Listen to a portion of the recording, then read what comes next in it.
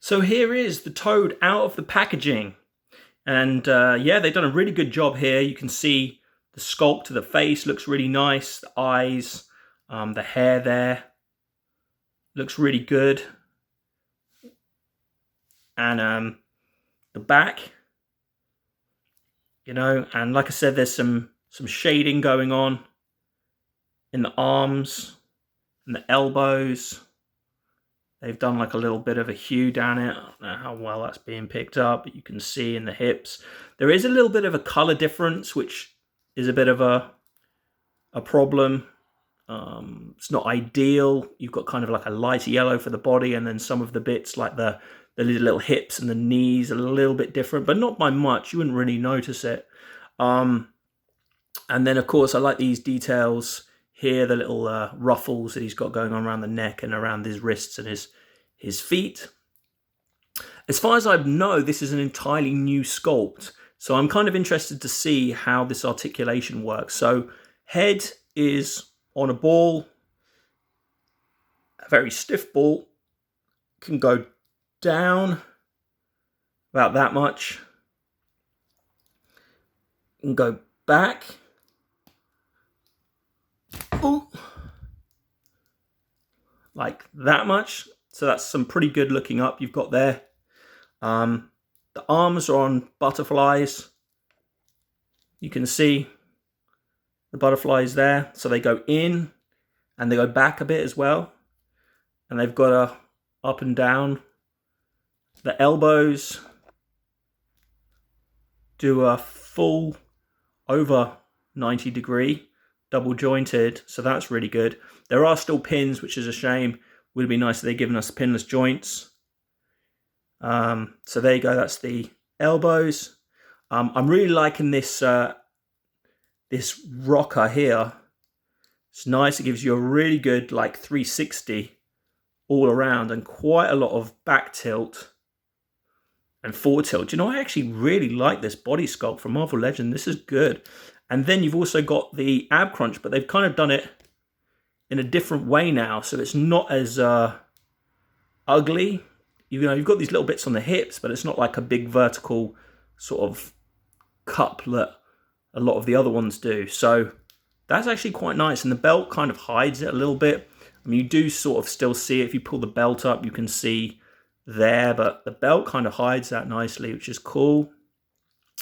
And then, of course, the drop down hips, which is really nice. Look at that. Look at that. And then push back up again. You've got a thigh swivel. You've got double jointed knees, kick all the way back. This is actually a really good figure. I am very surprised. And yeah, no toe joints as usual, but the toes go up and down. And beautiful ankle pivot, as Shartimus likes to say. So yeah, I'm really impressed with this figure overall in terms of the articulation. So let's take a look at the different pieces.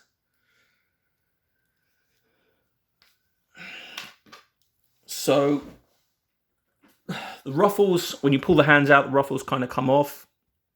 So you need to just push those back in. And then he has these open palms. And take that one off as well. And there you go. Open palms there.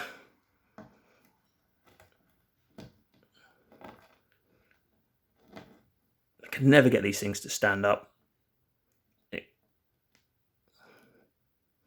So there he is in all his glory.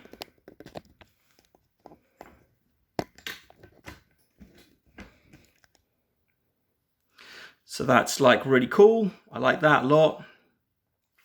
Then of course we also have the frogs, which I showed you. Yeah, a bit more detail this time. There you go. Frog there.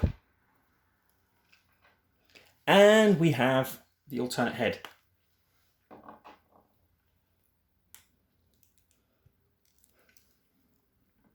with the big tongue. So that's amazing. Yeah, I mean, Toad isn't my favourite character, but man, they did a good job with this figure. I really like this. Now, it might not be an entirely new body. I don't collect that many of like the more recent Marvel Legends, particularly like the MCU stuff, but to me that looks like a new body. I like it. So we can do a few size comparisons, I guess, with X-Men. Let's get the ones that people are going to want to see. So that's a size comparison between the Bucky Cat mold. So yeah, you can see they're kind of the same height, like with the head, but it's actually not. But the body is definitely smaller than the Bucky Cat body, that's for sure.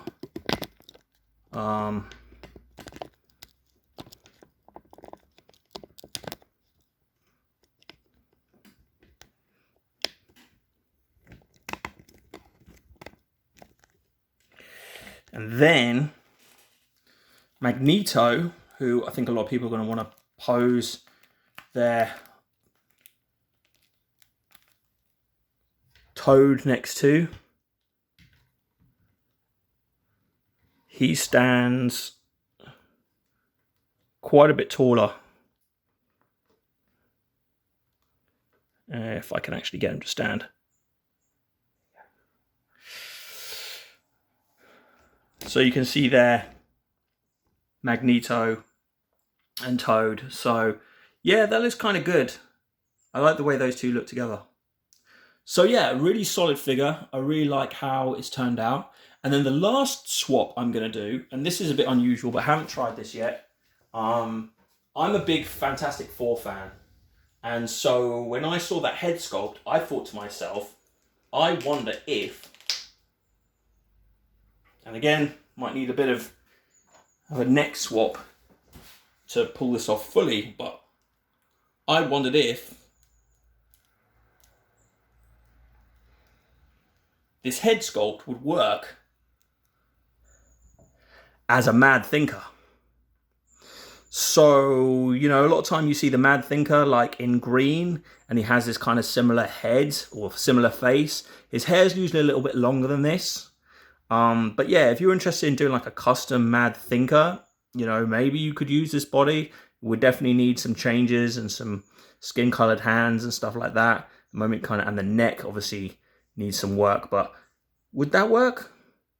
Tell me in the comments if you think that Toad with a Red Skull body could work as a Fantastic Four Mad Thinker. Because that may be something that we end up getting one day. Who knows? Anyway, that's pretty much it for the review. Like, if you want to use the backdrop, there you can. But yeah, I probably won't bother with that. And I think that's it, really. It's a really nice figure. I've got some really nice articulation, really nice paint work, some nice accessories. And yeah, I definitely recommend it. If you don't have a Toad figure and you're an X-Men fan, then definitely pick up this figure. Anyway, hopefully there'll be another one of these at some point if I see a missing review for a figure that's out. But otherwise, I'll catch you later. Enjoy your collecting, guys. Bye.